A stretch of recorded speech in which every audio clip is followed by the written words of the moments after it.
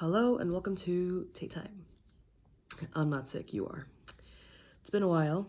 I've been struggling with the darkness that Klal Yisrael is facing right now, and so I thought I would come on here and put up my opinion, because frankly, I couldn't really find my opinion anywhere, and I figured that if even one other person is feeling like me and can't find that opinion, then hopefully they'll find comfort in my opinion, and let's be real, I'll find comfort in putting it out here. Anyway, here are my thoughts, and I think they could be applied to many different topics. So, my first thought is that nothing in the world is black and white. The world is not black and white, people are not black and white, situations are not black and white. Nothing is black and white. And so trying to deal with them in a black and white way isn't going to work because it's not black and white. So we live in the gray, and I think it's a very important thing to remember that we live in the gray, and therefore we need to handle things in a gray way. Black and white blanket statements and actions, I don't think, are always or ever the appropriate action. That was a black and white statement, I apologize. My second point is that we see this concept a lot, and if you know me or heard me speak, this is something I get on my soapbox about a lot: overcorrections. When you try to correct a problem, but you overcorrect it, you've created a new problem, and that's not helpful. It's just a new problem.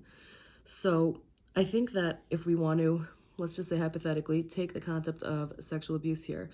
If you want to correct the problem that people are afraid to come forward, but instead you create a society where you believe everyone blatantly, no matter what, no evidence, no anything, you're overcorrecting, and you're making a new problem where now other people aren't safe. And I personally don't think that an overcorrection is going to be the right solution. What is the right solution? Okay, that might be above my pay grade, and I think that, there's definitely, you have to deal with the problem. I'm not denying the problem. The problem is still there. But overcorrecting it, in my opinion, isn't a solution. My third point is that, I'm going to use the expression, so fun to use, don't throw out the baby with the bathwater. I think that as Jews, and throughout Tanakh, we see the concept of taking the good out of a bad situation.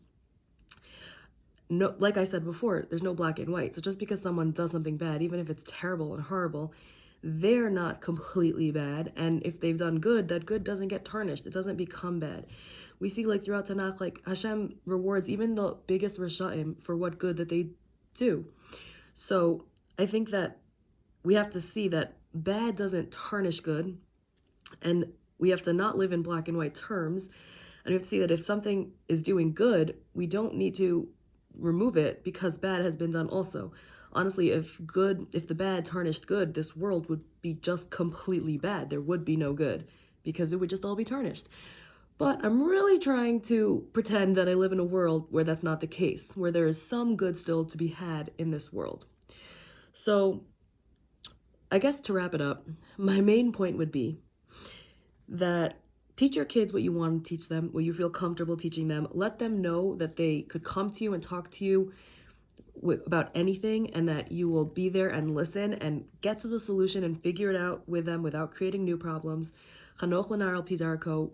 Everyone has to figure out what's best for them as the parent, as what their kids are.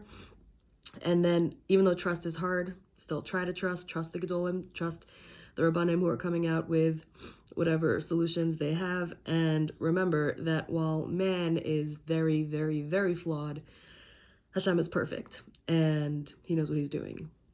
And yeah, let's bring Mashiach right now. Thank you.